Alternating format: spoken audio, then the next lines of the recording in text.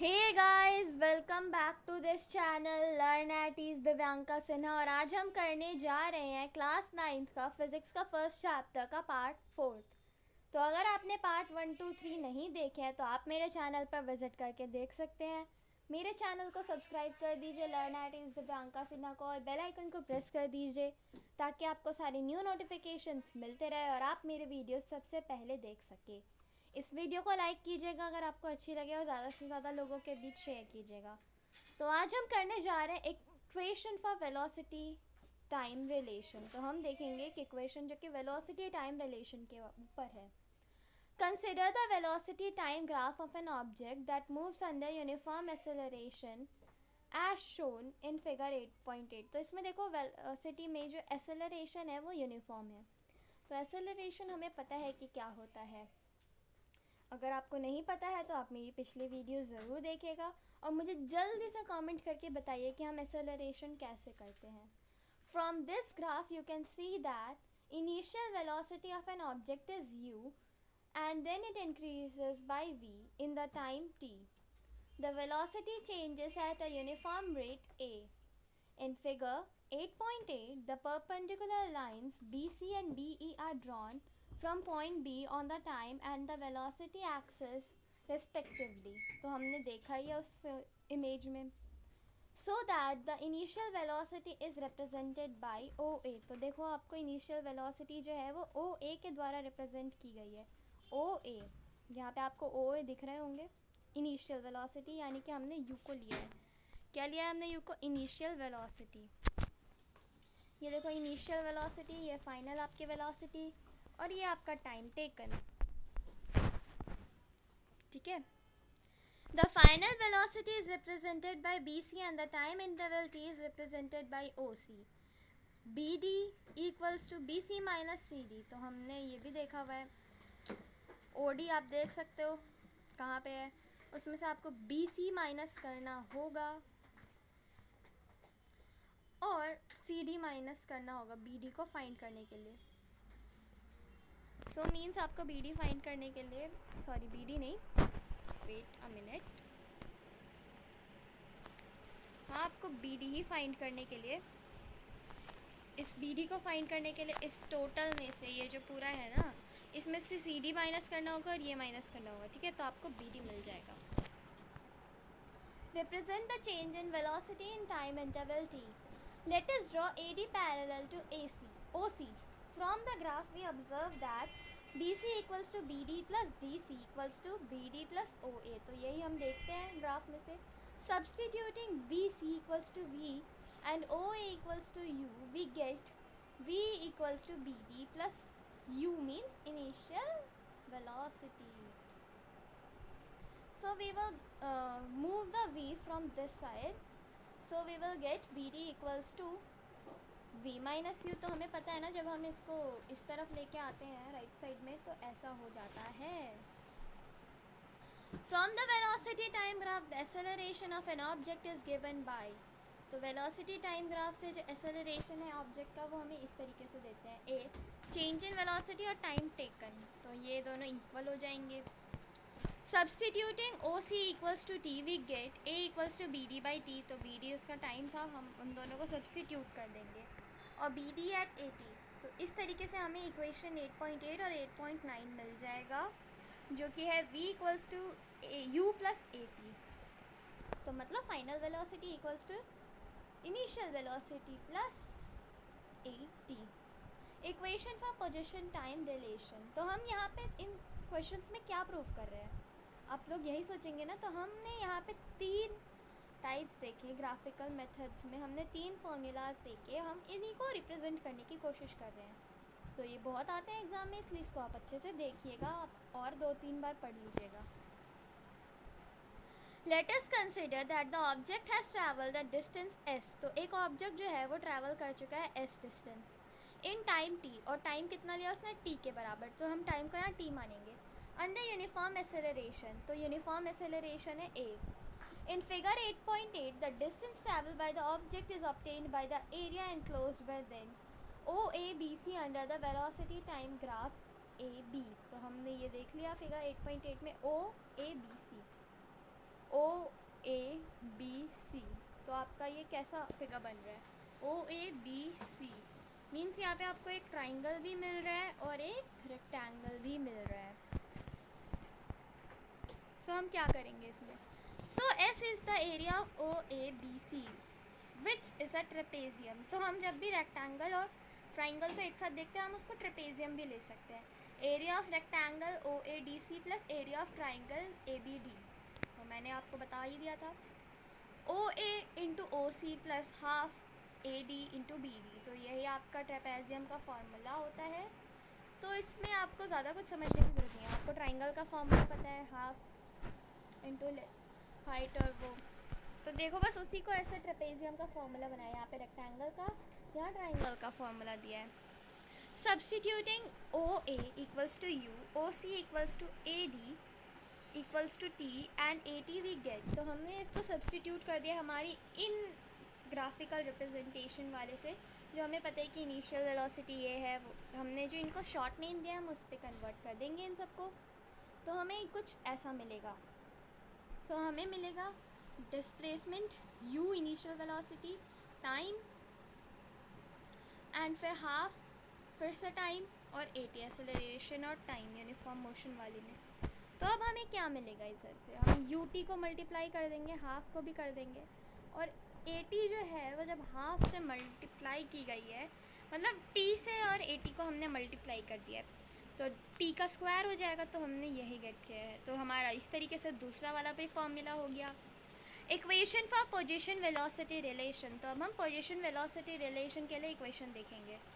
From the velocity time graph shown in figure 8.8 the distance travel S traveled by an object in time t moving under uniform acceleration A is given by the area enclosed within the trapezium OABC under the graph, that is S equals to area of trapezium OABC। तो हम इसका trapezium का area हमने सोचा है, इसको displacement को distance travel जो क्या है, फिर हमने लिखा है OA plus BC into OC, तो यही हमने सारे वैल्यूज़ को चेंज कर दिए। अभी चेंज नहीं किया, हमने ट्रेपेजियम वाले ही ले रखे हैं और उसको टाइम जो है 2 उससे डिवाइड कर दिया है। Substituting O equals to U, तो हम सब्स्टिट्यूट करेंगे OA को U से मीन्स इनिशियल वेलोसिटी, BC को V से मतलब फाइनल वेलोसिटी, OC को हम सब्स्टिट्यूट करेंगे टाइम से, तो हमें मिलेगा क्या, ये मिलेगा S U plus V T by 2, ठीक है। From the velocity time relation we get T equals to V minus U by A, तो इस तरीके से हमारा लास्ट इक्वेशन जो है वो भी आ जाएगा। तो हम इसमें क्या करेंगे, हम टाइम को भी यही ले लेंगे, हमने यहाँ पे टाइम को भी ये माना है। जब हमको पता है ना कि टाइम कैसे निकालते हैं, टाइम पता है हमें, स्पीड पता है ना, distance travel by time taken, तो हम उसको यहाँ पे इस तरीके से फॉर्मुलेट कर देंगे। और फिर उसके बाद हमें यहाँ पे A square plus B square वाला फॉर्मूला लगाना है, A plus B A minus B वाला, A square minus B square का फॉर्मूला लगाना है, और ये हमारा सेम हो जाएगा। तो S यहाँ जब आएगा तो ये मल्टीप्लाई हो जाएगा इससे। तो यहाँ पे आपको एक एग्जांपल दिया गया है, वो आप देख लीजिएगा, एक और example and one more example. तो ये आपको खुद से करने हैं, क्योंकि तभी आपको समझ आएंगे, आपको इन कॉन्सेप्ट्स को समझना है, और ये क्वेश्चन भी आपको करना पड़ेगा इन तीनों एग्जांपल्स को समझ के। ये सारे क्वेश्चंस आपका होमवर्क है। यूनिफॉर्म सर्कुलर मोशन, तो अब हम यूनिफॉर्म सर्कुलर मोशन देखेंगे। When the velocity of an object changes, we say that the object is accelerating। जब वेलोसिटी चेंज होती है एक ऑब्जेक्ट की, तो हम यही कहते हैं कि जो ऑब्जेक्ट है वो एक्सेलरेट कर रहा है। The change in the velocity could be due to its magnitude or the change in its magnitude or the direction of the motion or both। तो इन दोनों कारण से उसकी velocity में changes आते हैं। Can you think of an example when an object does not change its magnitude of velocity but only change its motion of direction? तो ऐसा सर्कुलर मोशन में होता है। Let us consider an example of motion of a body along a closed path। तो एक motion हम देखेंगे closed path पे एक बॉडी का। Show that the path of an athlete along a rectangular track ABCD। तो एक एथलीट, मान लो ये रेक्टेंगुलर ट्रैक है ABCD मान लो, तो यहाँ एथलीट ऐसे A से B फिर C फिर D ऐसे जाता है, ठीक है।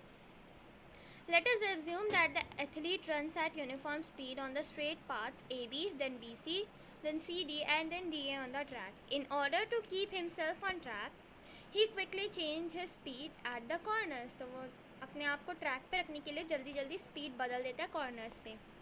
How many times will the athlete have to change his direction of motion while he completes one round, तो कितनी बार उसको चेंज करना होगा अपना डायरेक्शन जब वो एक राउंड कंप्लीट करेगा. तो एक राउंड तो तभी कंप्लीट होगा ना जब इन सब के साथ गुजर के जाएगा. तो पहले एक बार इधर आया, यहाँ से मोशन उसका चेंज हुआ, इस तरफ आया, डायरेक्शन उसका चेंज हुआ, फिर यहाँ से डायरेक्शन चेंज हुआ, यहाँ आया, यहाँ से डायरेक्शन चेंज हुआ, यहाँ आया अगेन, एंड यहाँ से डायरेक्शन फिर चेंज होएगा. ठीक है. It is clear that to move in a rectangular track once he has to change his direction of motion 4 times. तो ये हम सबको पता है. Now suppose instead of rectangular track the athlete is running along a hexagonal shaped path. तो अब hexagonal shaped path पे वो रन कर रहा है. A B C D E F है उसके नाम हमने रख दिया as shown in figure 8.9b.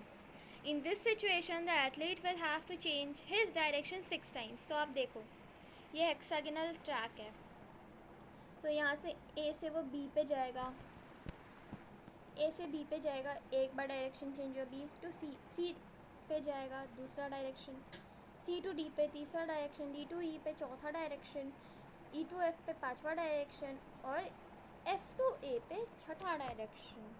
तो 6 बार उसको बदलनी पड़ेगी अपने रास्ते. ठीक है. It is observed that as the number of sides of the track increases, the athlete has to take turns more and more often. तो जितने जैसे जैसे उसके नंबर ऑफ ट्रैक्स इंक्रीज़ होंगे उसको ज़्यादा से ज़्यादा एथलीट को टर्न्स लेने होंगे, मुड़ना पड़ेगा. What would happen to the shape of the track as we go on increasing the number of side indefinitely. तो हम अगर उसका नंबर ऑफ साइड्स इंक्रीज करते जाएंगे तो उसका शेप कैसा हो जाएगा, सर्कल. ठीक है. What would happen to the shape of the track as we go on, तो ये हमने देख लिया इसका answer. If you do this, you will notice that the shape of the track approaches the shape of a circle and the length of each side will decrease to a point. तो इस तरीके से हो जाएगा. If the athlete moves with a velocity of constant magnitude along a circular path, the only change in his velocity is due to the change of direction of motion. The motion of an athlete moving along a circular path is therefore an example of an accelerated motion. तो circular path पे जो उसका motion है वो एक example है accelerated motion का. We know that the circumference of a circle of radius r is given by 2r. तो हमें ये पता है.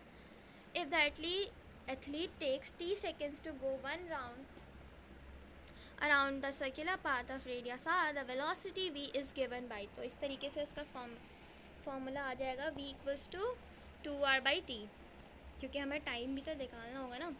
When an object moves in a circular path with uniform speed, its motion is called uniform circular motion. तो जब भी एक object uniform speed पे एक सर्कुलर पाथ पे जाती है तो हम उसको यूनिफॉर्म सर्कुलर मोशन कहते हैं. तो ये एक एक्टिविटी आप करिएगा. If you carefully note on being released, the stone move along a circular line tangential to the circular path. This is because once the stone is released, it continues to move along the direction it has been moving that an instant. तो इसमें क्या किया इन्होंने, एक धागा या फिर रस्सी ले लो आप, उसमें इसने पत्थर को बांध दिया है, उसको अपने हाथों से रोटेट किया है. तो हम जैसे जैसे रोटेट करते जाएंगे उसका पाथ क्लियर होता जाएगा, वो वैसे ही अब रोटेट करना शुरू कर देगा. This shows that the direction of motion changed at every point when a stone was moving along the circular path. तो देखो every point पर उसका डायरेक्शन चेंज हो रहा है. Sorry,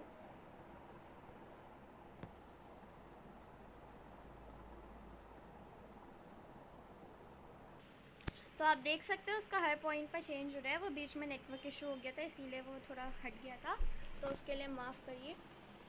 When an athlete throws a hammer or a discus in the sports meet, she holds the hammer or the discus in his or her hand and gives it a circular motion by rotating his or her body on. तो इस तरीके से वो उसको circular path देता है. Once released is the desired direction, the hammer or discus moves in the direction in which it was moving at the time it was released, just like the piece of stone in the activity described above. तो इस activity की तरह, इसलिए आपको ये activity पढ़ना ज़रूरी है. आप इसको एक बार देख लीजिएगा. There are many more familiar examples of object moving under uniform circular motion, such as the motion of moon and the earth, a satellite in a circular orbit around the earth, a cyclist on a circular track at constant speed and so on. तो ऐसे बहुत सारे example है. तो इसी के साथ आपका ये चैप्टर जो है वो ख़त्म हो गया. तो कैसा लगा आपको आज का ये चैप्टर? आप इसका एक्सरसाइज करने की कोशिश कीजिएगा, और अगर आपको थोड़ा सा भी मुश्किल लगे कोई भी क्वेश्चन तो आप मुझसे कमेंट सेक्शन में पूछ सकते हैं. तो मिलती हूँ मैं आपको अपने नेक्स्ट वीडियो में. तब तक के लिए take care and bye bye guys.